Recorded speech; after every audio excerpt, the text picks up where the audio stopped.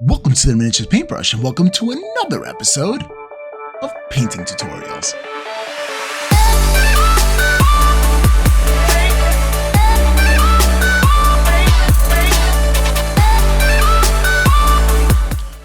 Welcome back, TMP fans. My name is Rob, and I'm here to do some Blood Claw magic for you today in a painting tutorial. But first, I need to relocate my painting studio.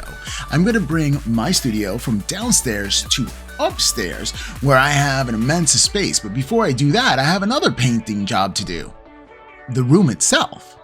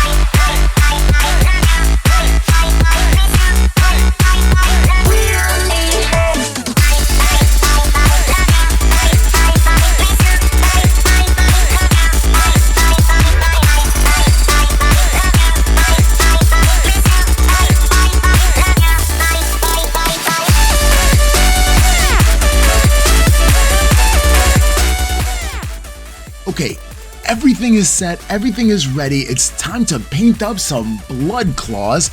So let's go down to Tabletown and let's see how I got on with it.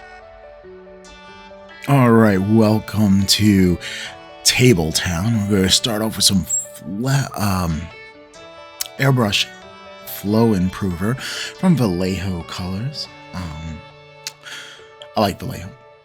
I also like Scale 75, which I'm going to use some Amaranth Blue, and that's my newish formula for my Space Wolf from my original formula. If you watch my really old videos. Yeah, I'm always learning, so I'm always trying to improve the color scheme. Now, you've seen that I mixed it into its own little cup. I do that before I add it onto the airbrush. It just minimalizes clogs because I get the consistency just right. Okay, I finish up the base tone as you can see. The light was actually bright. I was just messing around with the light there. But I'm also going to hit it with a highlight of Hyro Blue, going from a 75-degree kind of highlight color right there. And doing the highlights with that. And this is my base color for my Space Wolves. Alright, now let's play with the faces. I am having some fun trying to play with different kind of skin tones and skin colors and just playing with paint right here. Right here I'm adding some Rhinox hide to this skin tone, which is a darker skin tone. I'm adding it via brush because I'm going to do all my base coats with brushes, so I don't have to use the airbrush as much. Now, for a paler skin tone, we use Wazdaka Red, the nice pink, and then we're going to hit it with a Zenithal of Flat Flesh. I'm just playing around with that scorched earth kind of look, having that really red face tone. In the end, I don't know if I would have done that with the Space Wolves, but for this particular build, for the speed paint that is, again, model color black right now for the shoulder pauldron, for the speed paint that this is, it's going to work fine. I like to play with paint and I like to mess around, but I wasn't going to take off all the heads after I glued them on. So it remained the way it is. Once again, my blood claws, not my best work, but pretty cool. You see right there, the gradients on the armor came out lovely. Like, it has that low to high tone. In other words, it goes from really dark to really bright. You can see it almost glow, and that's what we're going for. All right. Rhinox hide for the leather bits. I also paint that up for the bone bits as a background, I guess, for a base coat for bone as well.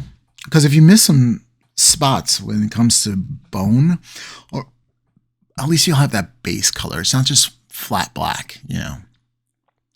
There are some things that you can go for flat black, which you go from Vallejo Model Color Black, but I don't think like leather bits would be one of them. So painting up all the bits is the next part. Painting up all the leather bits, and great models to work with. I am so glad that the Space Wolves got this upgrade because the models are absolutely amazing.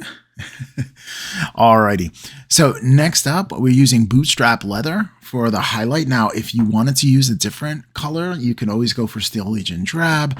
There's a lot of different lighter browns or beiges you can go for when it comes to the strap, but I do like the straps. P3 does a really good job with their leather, bootstrap leather, because it's like a different brown that I don't have, and I want to differentiate the browns. That's the thing about brown. Brown is pretty, neutral, so you want to like vary it up. And one of the easiest colors, I think, to be able to get highlights is brown, because it's very forgiving, the color, as trying to do the same with white is not the same. All right, so next up, it's that Doom Bowl brown, and got to do with the leather bits as well. I'm going to hit those up, just highlighting it. And again, you can really get any kind of tan to be able to do any kind of highlights and scratches with leather. You can even go all the way up to Wraithbone if you wanted to do some fine scratches. And with leather, the more little scratches you put in there, it just does look worn and, like it's been through a battle. And I do like to add a little bit of wear and tear to all my leather bits within my Space Wolves, or any kind of marine that I am doing, or any figure that I'm doing. I do like to add a little bit of age in there. Okay, War Colors, Blue 1, which is a very light blue. Again, trying to keep it within the same color family as the Fantasy and Games Scale 75 gel kind of paints. War Colors are gel paints. And thank you, Vince Vecchiarello, for putting me onto War Colors. I don't even know if they exist anymore. But they were comparable to getting all of the Scale 75 stuff since they're gel medium. And yes, we're doing some edge highlights, and I'm not even using a great brush for it. I'm using a throwaway brush to do edge highlights. Now, sometimes I use the fancy brush, that's true, because I want to get like just so. But sometimes I'm like, you know what? This is going to be a speed paint, so we're going to really just try to get in there with the same brush and not switch brushes or anything like that. So yeah, I do like edge highlighting only because it does a really good job of really making Space Marines in particular pop out. In fact, when they create the Space Marines, they create it in mind that you are going to do these edge highlights. And that's what they were made for. That's why these edges are so crisp and clean. And you can actually get through them with the side of the brush and not the tip of the brush. If you're doing the tip of the brush, you're freehanding, which I'm fine with. But edge of the brush is always best and easiest to do edge highlighting. And the reason I really enjoy edge highlighting is because the results. And as I'm painting, it really does come alive. Now, when you do have the base coats like this, it is very easy to do a misstep. And if that's the case, then wet your brush really quickly, or get another wet brush, put it on the side. Like, have a throwaway brush that you have on the side, and it's loaded with water, or it's in your water cup or whatever it is that you use to shake out the paint from your paintbrush. And while doing that, you'll have it as a background. That's your eraser. You make a misstep, you go in with that other brush, and it's wet, so you want it damp. So you touch it onto a paper towel, and then you go right into the area and you erase the mistake that you may have made. And it just really does very well. Two brush. You can use that for blending as well, two brush blending, but that's another topic for another day. So as you can see, the edge hightings, it does take a long time to kind of do that, and that's not really speed painting.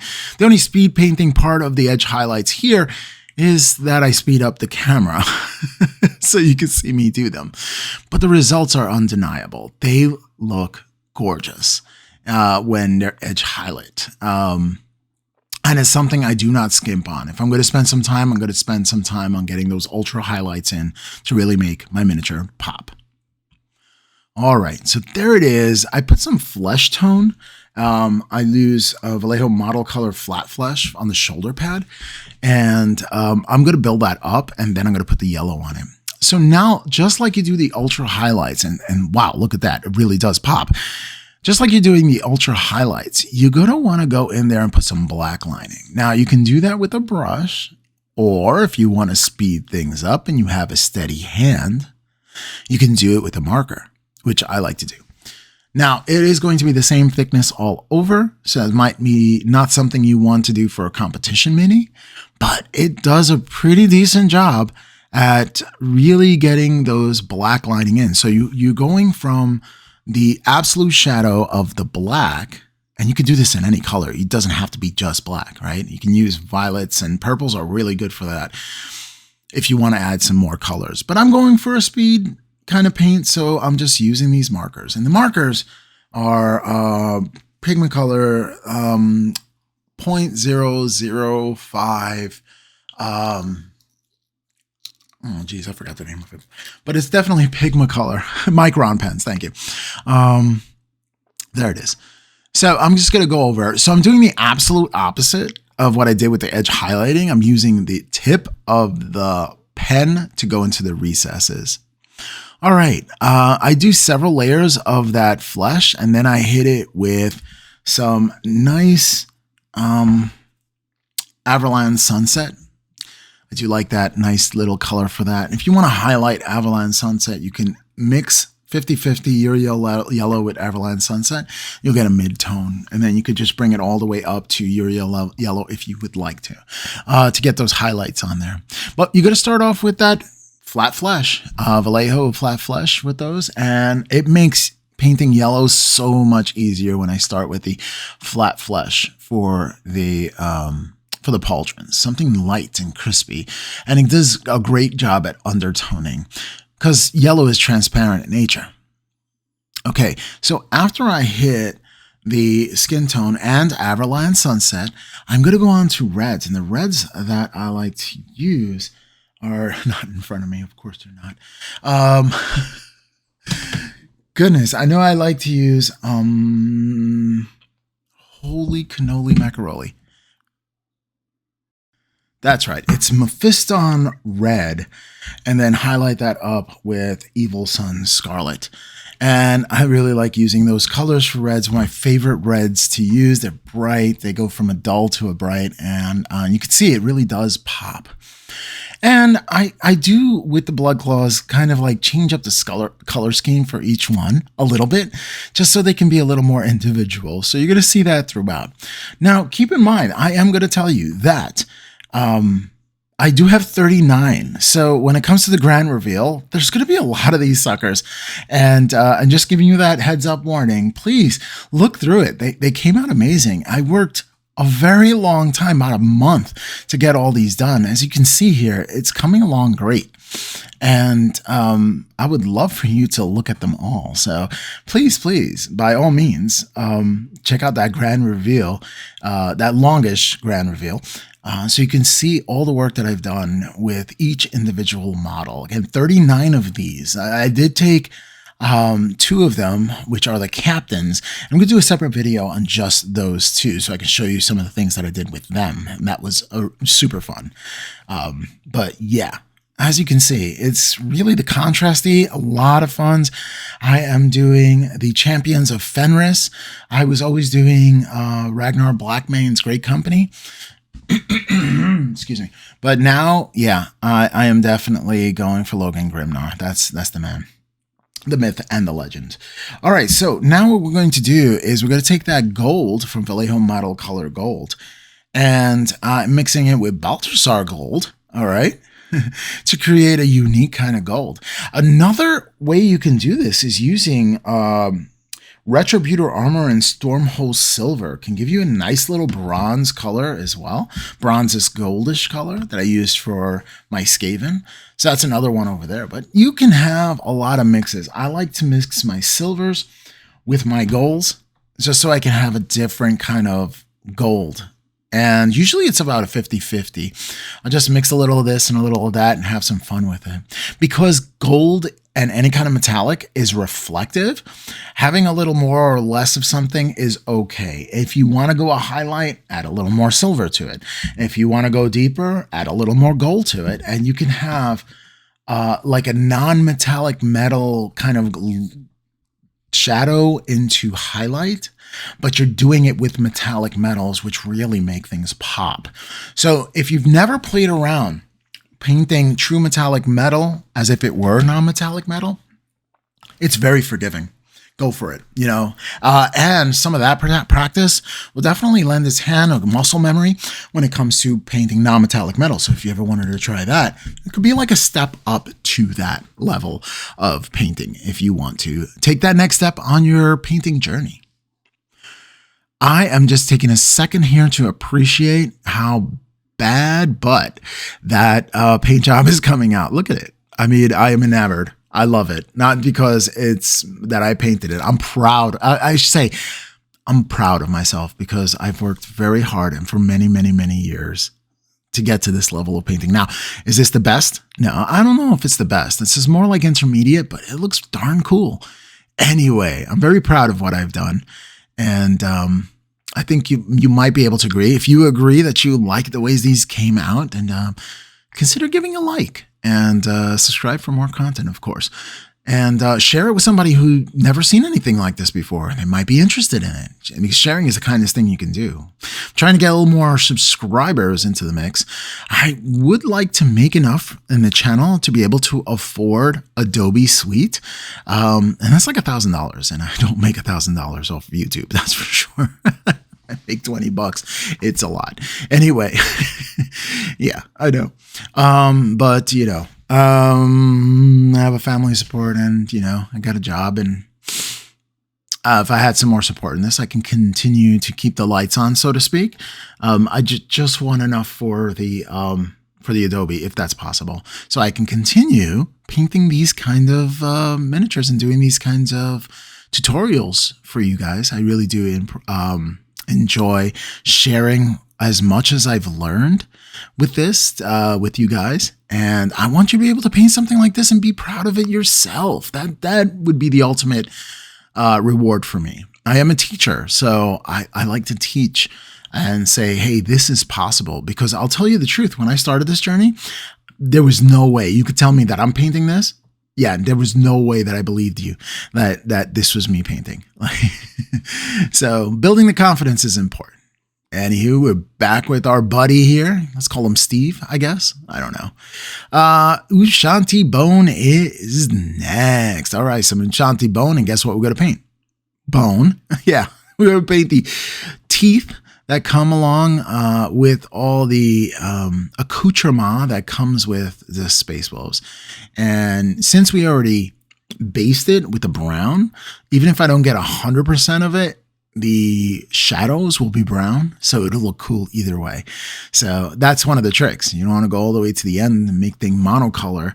Well, it makes it harder to paint, actually, to get all the coverage. Now, if you make it into brown first and then hit the highlights, it's a little easier to paint, in my opinion. All right, next up, we are back. Next up, we are going to, I'm just reinforcing the sword, and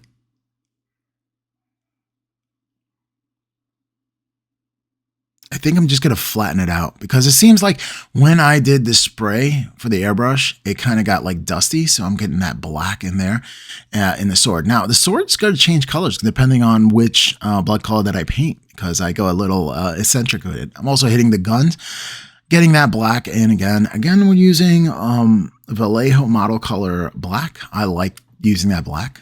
To me, that's the blackest black that I can get. Not the darkest black, but the blackest black. All right. Now going with that head. You see, when it comes to the Gray Hunters, I worked on faces a lot more to improve that skill. So now I'm looking back, and these are fine. These are fine, you know. They're okay.